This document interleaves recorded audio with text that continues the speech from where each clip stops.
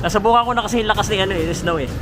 Yung lakas naman ni anong subukan natin. June 1, huwag nyo kalimutan ha. Pindot mo na to, June 1. naka-live na. Sige, wala bahala, marunong ka pala eh. Naka-live ka? Putang ina, nasa ka? Wow, okay.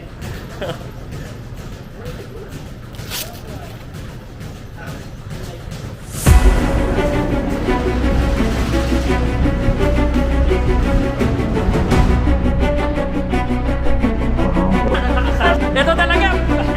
Next tayo, next!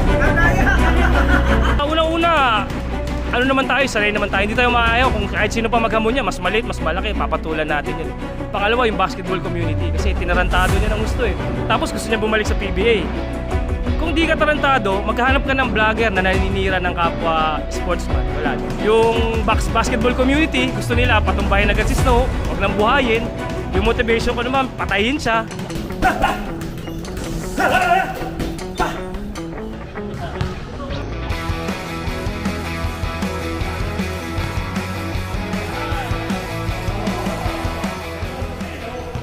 Tanong ko lang, bakit gano'n nga? Sa Pilipinas, kailangan magaling ng dribble? Ayun, yun ang misconception. Shoot ang inuuna. Yun, tama ka. Kasi yung dribble, ano lang yan eh, byproduct yan ng shoot. Yung shoot, ibig sabihin, paano ka makaka-shoot? Siyempre, galing sa pasa, assist, number 1. Pangalawa, sa cut. Powerful galaw ng basketball sa buong mundo, sa World Cup. Ang team na pinakamaraming assist nanalo, Germany. Pero pinaka-pogi yung magaling mag-dribble eh. Wala tayo magagawa. Pero nonetheless, yung skills, nandun tayo. Pero wala namang scoring skills eh. It's a team game, so kailangan mo ng assist, ng pasa, ng movement, hindi lang dribble. So, nothing against dribbling, pero dapat meron tayong concept. Yun yung natutunan ko kay Coach Kirk, kila Coach Pido, kila Coach Chris Kalilan. Champion ng UAP yun ha. Taga dito yun, San Pedro. Coach ko ng college sa JR. Cross-training, ito gagawin ni ano. Baka i-cross-rover mo si Snowbad mo ha. Pero grabe ka naman kanila, shoulder. Susugurin ka lang nun. Pakilala ka Carlos Peniquito to ha. Ang laki niyan. Hindi mo pala kasi yung stroke. Ano, atrin ka mag-signan ko.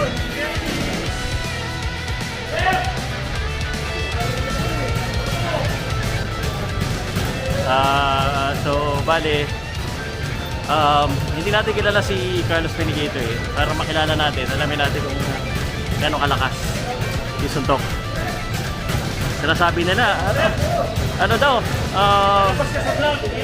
yung mga vlogger daw, hindi nagbo-boxing eh. Ito na.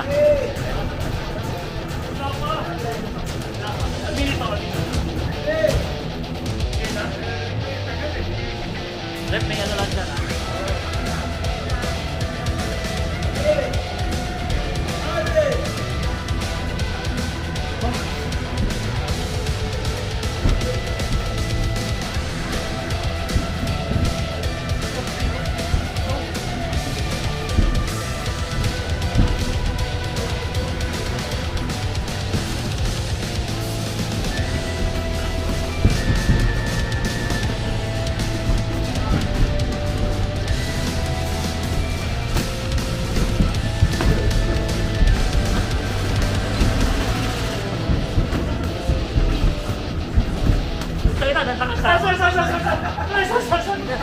Nanununtok na malakas! Sorry! Nanununtok! Sorry! Sabi niya, daan-daan lang. Hindi wala sa mukha! Wala sa mukha! Pero may isa-isa lang yun. May isa-isa. Sorry! Ayaw magkano na wala yung kahoy! Ayaw magkano na wala yung kahoy! Silver boys na! Bakit? Di ba nakakagante? Di ba? Nakaganito lang ako sa... Paisa-isa. Nanonood ako sa... Sige! Testing! Ano? Kanan ha? Kanan! Huwag kaliwa ha? Ito talaga. Yun na! Next tayo, next. Nadaya! Sabi next pa. Saka na dami sunto ko. Ganun ako. Ayaw. Nire-play ka na. Silver boys na! Malapit na! Ubusan ka niyan. Di ba? Ubusan ka niyan. Okay lang kaya titisin, malayo pa! Dito! Ito rin natin. Ayaw maganda. Ayaw ko na walang kahawak! Okay na gusto na! Kita mo, gawin sa mga Jackson. Ano mo yung plan? Ano ba? Kaya ang hirap talaga magbago kasma mo. Hindi ko talaga. Hindi ko talaga. Skills ang usapan eh. Skills ang usapan natin eh. Kita mo nakaganon ako oh. Panoodin mo yung vlog. Tira na tira. Away eh. Pang-away nga to, kaya sabi ko, ito kasa. Mabusa niyan. Oh, okay. Pinira na naman ako dito eh, kaso na-practice na ako. Alam ko na masakit, kaya ko na eh. Hindi ba nakita yung sparring ko kay Cubs? Oo nga, kita ko. Next! Hindi ako nakapaglabas ng ano ah. Hindi ako nakapaglabas ah. Umayaw! Ayaw magpaganti! Silver Boys! Yun.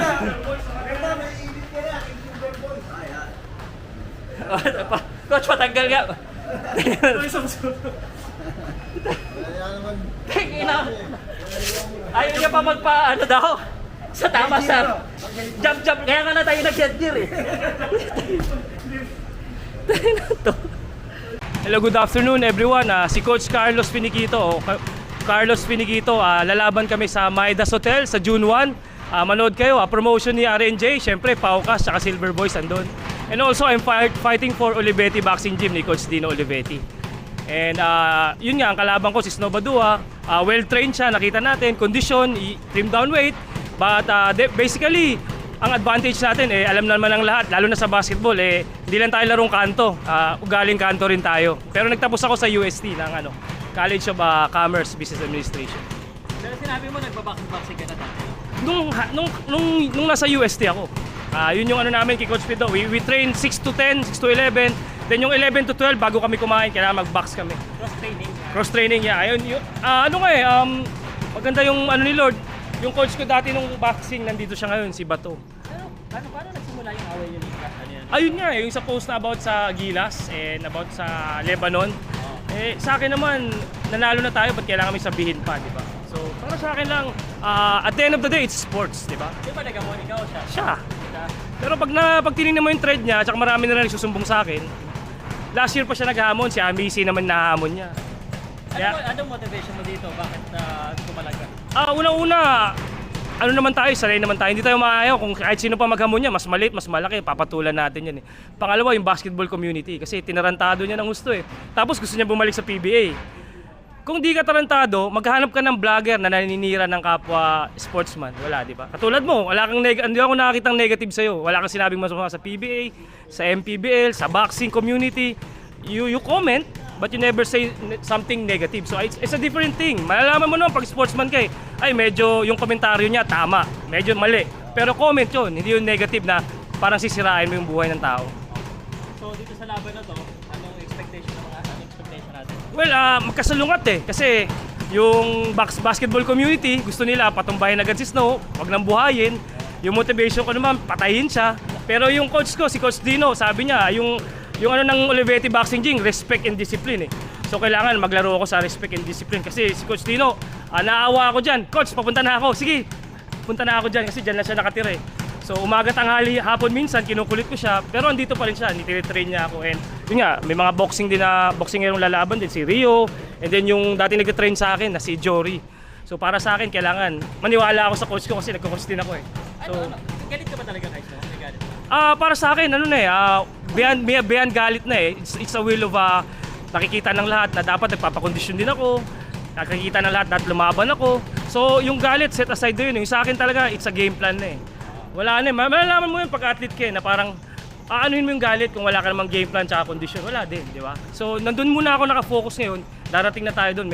May extra motivation tayo, alam ni Coach. Pero si Snow, grabe yung mga sinasabi sa'yo eh. Oo nga eh. Anong mensahe mo kay Snow? Ayan, malapit na yung laban. Well, God bless to him. Kung ano man meron ka, pagpatuloy mo lang yan. Diyan ka magaling. And good luck sa June 1 kasi for sure lalabang kami hanggang dulo. Dulo-dulo tayo lumaban. Yun, invite mo na ngayon lahat yung mga community mo at saka lahat ng mga fans. Oo. Unang-una gusto ko Shoutout bro. unang-una gusto ko magpasalamat kay Paukas kay Mr. Pau. Pumunta siya rito sa Olivetti Boxing Gym. Silver Boys, ang tagal mo naman. Next kay Boss Juni Navarro ng Zamboanga Valientes. Kundi dahil sa kanya, di matutuloy yung fight. Olivetti Boxing Gym, kay Coach Dino Olivetti, syempre yung mga kaibigan ko, kumpare ko, players ko, and parents nila sumuporta sa akin kasi di dapat ako lalaban eh. Tsaka yung mga ate ko, And yung fight, dedicated ko sa kapatid ko and then sa father ko. So yun lang, thank you Pao, maraming salamat. Thank you bro.